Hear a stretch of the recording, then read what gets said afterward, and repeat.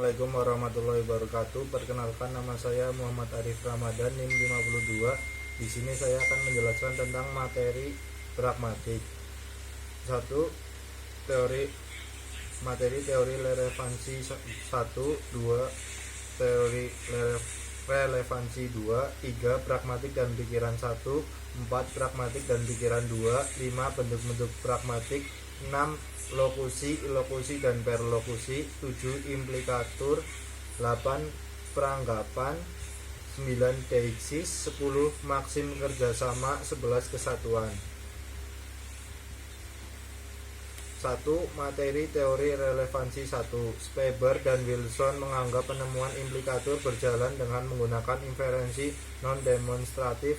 Pernyataan Speber dan Wilson bahwa komunikasi dibimbing oleh sebuah prinsip relevansi dan bahwa implikatur suatu ujaran dalam komunikasi adalah proposisi yang menghasilkan implikasi-implikasi kontekstual sebanyak mungkin dan usaha pemrosesan sekecil mungkin. Jenis toleransi 1. Relevansi dan komunikasi. Teori relevansi adalah sebuah teori kognisi yang memiliki dasar pemikiran bahwa komunikasi merupakan sebuah proses memperluas kesamaan lingkungan kognitif antara penutur dan mitra tutur. Jadi hubungan antara relevansi dan komunikasi yakni cara pembicara dan pendengar saling memberikan informasi yang relevan. 2. Relevansi dan kognisi. Proses kognisi merupakan proses komunikan dan komunikator saling mengonfirmasi hipotesis dari pesan yang disampaikan. Speber dan Wilson mengemukakan kerangka teori relevansi merupakan salah satu dasar pemahaman seseorang terhadap suatu konteks komunikasi. Kerangka tersebut meliputi komponen kognitif maupun komunikatif. 2. Materi teori relevansi 2. Toleransi 2 ini menjelaskan materi mengenai 1. Putnam tentang positivisme, 2. Reduksionisme ilmiah teori relevansi, 3. Reduksionisme 1 kaidah-kaidah eliminasi, 4. Menentang reduksionisme 2 deduksi dan pemahaman, 5. Reduksionisme 3 konfirmasi fungsional. Putnam tentang positivisme. Menurut Putnam, setiap pernyataan yang tidak dapat dibuktikan kebenaran secara langsung, yakni dapat dibuktikan kebenaran dengan pengalaman, dianggap tidak ada artinya. Namun demikian, dalam mengistimewakan disiplin-disiplin ini, positivisme selalu rentan terhadap tuduhan bahwa kriteria signifikansinya digagalkan oleh standar-standarnya sendiri, karena kriteria ini tidak dapat dibuktikan kebenarannya dengan metode-metode sains empiris, yakni logika dan matematika. Oleh karena itu, kriteria ini pasti tidak bermakna. Reduksionisme ilmiah teori relevansi. Teori relevansi dikemukakan oleh Speber dan Wilson dengan dasar pemikiran bahwa komunikasi bergantung pada kognitif. Keberlangsungan komunikasi berjalan seiring dengan bagaimana prinsip relevansi ini dimanfaatkan. Dalam teori relevansi dipelajari bagaimana sebuah muatan pesan dapat dipahami oleh penerimanya. Penerima adresi hanya memilih sesuatu yang dianggapnya relevan dengan yang hendak disampaikan oleh pengirim pesan dalam konteks komunikasi tertentu. Reduksionisme 1 kaidah-kaidah eliminasi. Reduksionisme yang pertama adalah kaidah-kaidah eliminasi. Sifat kaidah-kaidah eliminasi itu sendiri menganggapnya sama sekali tidak peka terhadap ciri-ciri konteks yang ternyata kaidah semacam ini bagaimanapun juga dapat berfungsi dengan membuang sebuah konsep dari asumsi dan menggantikannya dengan seperangkat sifat-sifat logika yang tetap. Menentang reduksionisme 2, deduksi dan pemahaman. Reduksionisme yang kedua adalah deduksi dan pemahaman. Penjelasan ilmiah dalam positivisme logika diberikan dengan menggunakan deduksi, di mana pernyataan yang menerangkan explanandum berasal dari pernyataan-pernyataan berbagai hukum ilmiah dan pernyataan-pernyataan yang menerangkan fakta-fakta empiris yang telah diketahui sebelumnya. reduksionisme. 3. Konfirmasi fungsional. Konfirmasi fungsional yaitu ada dua tipe aktivitas dalam praktek logika. Yang pertama melibatkan pengembangan hipotesis-hipotesis ilmiah dalam konteks penemuan. Yang kedua melibatkan asesmen rasional terhadap hipotesis-hipotesis dalam konteks justifikasi.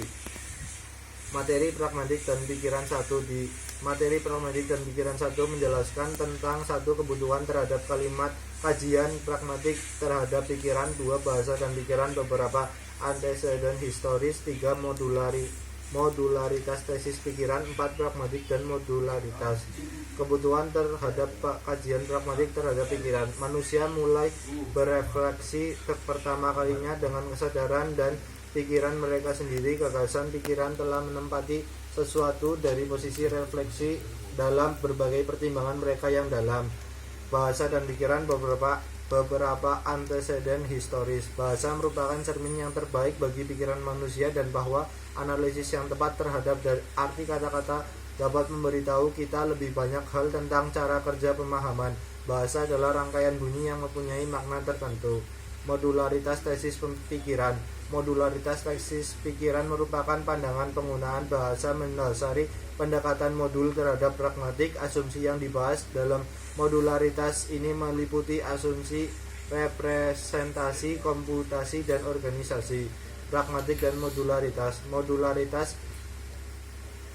merupakan gambaran yang tepat tentang beberapa kompetensi mental dan mulai menempatkan pragmatik pada tes eksternal kecocokan dan pengintegrasian. Melalui pembahasan pragmatik dan modularitas, komitmen terhadap modularitas tetap kuat. Materi pragmatik dan pikiran 2. Materi sistem linguistik berasal dari ketergantungan sistem tersebut pada tata bahasa atau kode. Dengan demikian, bagi Schrader dan Wilson, pernyataan bahwa pragmatik merupakan sebuah modul setaraf dengan pernyataan pragmatik mengandung kode. Contoh, bahasa Jawa, Bugis, dan bahasa daerah lainnya yang berbeda dengan bahasa Indonesia dalam penuturannya walaupun sama-sama digunakan orang Indonesia. Bentuk-bentuk pragmatik: 1. Berdasarkan fungsi tindak tutur yaitu lokusi, dan berlokusi. 2. Berdasarkan implikatur yaitu implikatur konvensional dan implikatur percakapan. 3. Berdasarkan rujukan yaitu anafora dan katafora. 4. Berdasarkan prinsip kerjasama. Terdapat 4 aturan yaitu maksim kualitas, maksim hubungan, dan maksim cara. 5. Berdasarkan prinsip kesopanan terdapat 6 yaitu maksim kebijaksanaan, maksim penerimaan, maksim kemurahan atau pujian, maksim kerendahan hati, maksim kecocokan, dan kesempatian. 6. Berdasarkan peranggapan yaitu peranggapan semantik dan peranggapan pragmatik. Lokusi, dan perlokusi. 1. Lokusi merupakan tindak tutur dalam bentuk kalimat yang bermakna pendapat dan dapat dipahami. Lokusi sering disebut sebagai the act of saying something, tindak mengatakan sesuatu. 2. Ilokusi adalah tindak tutur yang biasanya dengan kalimat performatif dan yang eksplisit. Ilokusi ini berkaitan dengan kapan, siapa, dan di mana tindak tutur tersebut. 3. Perlokusi adalah tindak tutur yang dapat mempengaruhi mitra tutur. Contohnya implikatur. Implikatur adalah ujaran yang menyiratkan sesuatu yang berbeda dengan yang sebenarnya diucapkan. Sesuatu yang berbeda tersebut adalah maksud pembicara yang dikemukakan secara eksplisit.